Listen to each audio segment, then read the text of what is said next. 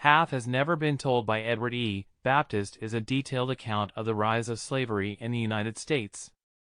The book examines the historical and economic context of slavery, including the role of the financial and political elite in the establishment and maintenance of the system.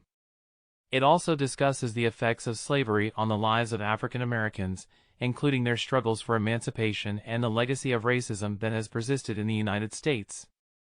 Baptist paints a vivid picture of the brutality of slavery and the economic system it created. He argues that the establishment of slavery in the United States was essential to the economic success of the nation and was the driving force behind much of the economic growth of the 19th century. The book also examines how the exploitation of African Americans was used to build the American economy, as well as how the economic system of slavery was maintained through violence, racial segregation, and oppressive laws. Baptist provides a comprehensive analysis of the history of slavery in the United States, from its origins to its eventual demise.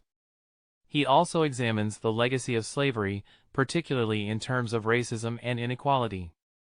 He argues that racism persists in the United States today, and that the legacy of slavery is still felt in the lives of African Americans. Baptist concludes by arguing that the only way to truly overcome the legacy of slavery is to recognize and confront its history. He argues that this requires a commitment to understanding the history of slavery and its effects, as well as a commitment to making sure that future generations are educated about the history of slavery and its effects.